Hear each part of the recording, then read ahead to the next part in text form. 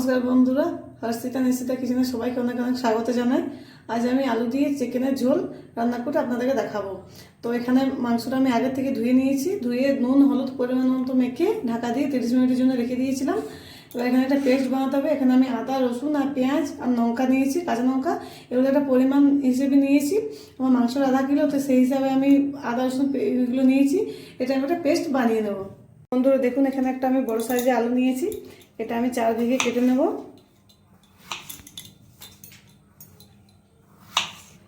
এখানে আমি দুটো পেঁয়াজ নিয়েছি, একটা বড় নিয়েছি, একটা ছোট নিয়েছি। এগুলোকে আমি ভালোভাবে কুচি কুচি করে নেব, একদম পাতলা পাতলা করে কেটে নেব।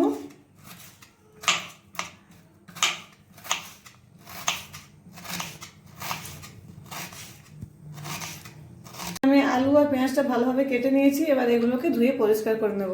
আমি গ্যাসটা অন করে নেব, এরপর একটা কড়া চাপিয়ে দেবো।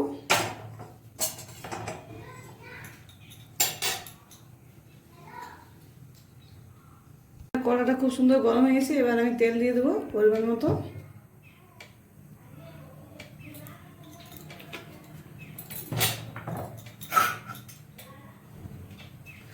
তেলটা ভালোভাবে গরম করে নিতে হবে।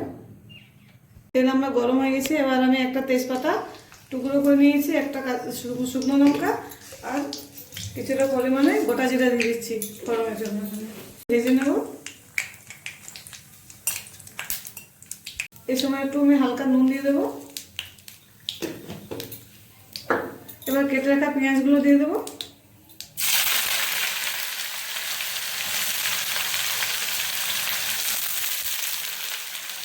ভালোভাবে মিশিয়ে দেবো।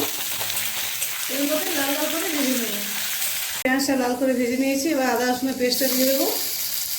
আমি এখানে 2 চামচ দিলাম।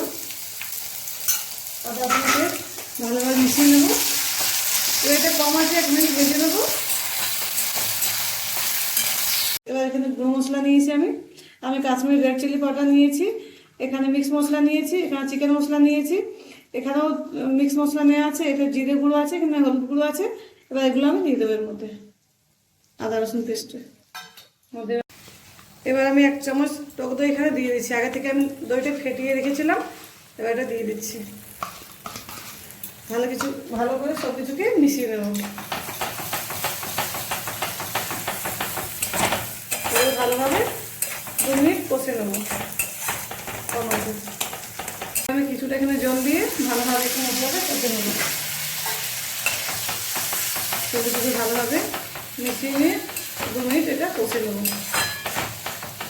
চিকেনটা আমি দিয়ে দেবো, ভালোভাবে মিশিয়ে নেব।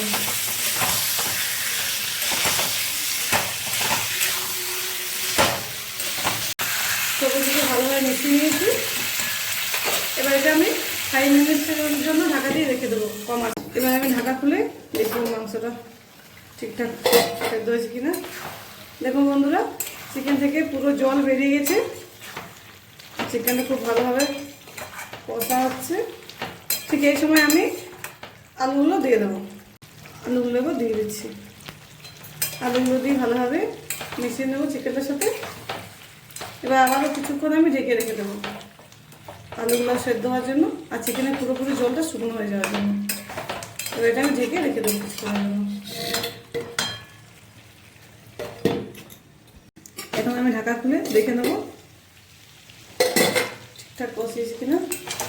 দেখুন বন্ধুরা, মাংসটা থেকে জলটা খুব ভালোভাবে শুকনো হয়ে গেছে, পুরো কষানো হয়ে গেছে, তেল বেরিয়ে গেছে, আলুগুলোও প্রায় সেদ্ধ হয়ে গেছে। খুব সুন্দর করে কষে নিয়েছি। এবার আমি এখানে আলু সেদ্ধ হওয়ার জন্য আর কিছুটা পরিমাণে জল দিয়ে দেবো।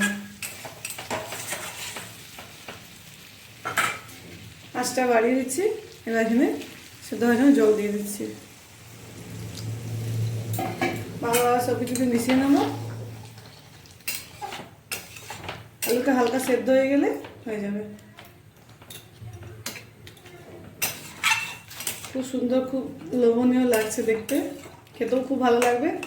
আপনারাও বাড়িতে এভাবে বানিয়ে খাবেন, খুব ভালো লাগবে। এটা রুটি পরোটা ভাতের সাথে খুব ভালো লাগবে খেতে।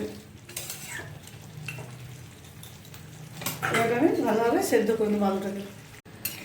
দেখুন বন্ধুরা, আমার রান্নাটা হয়ে গেছে, আলুগুলো খুব সুন্দর সেদ্ধ হয়ে গেছে, চিকেনটা সেদ্ধ হয়ে গেছে। এবার আমি গরম মশলা দিয়ে গ্যাসটা বন্ধ করে দেবো।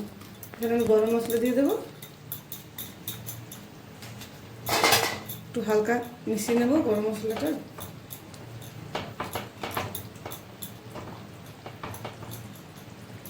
এবার আমি গ্যাসটা বন্ধ করে দেবো। এটা একটা পাত্রের মধ্যে ঢেলে নেব। এবার চিকেনটা আমি একটা পাত্রের মধ্যে ঢেলে নেব।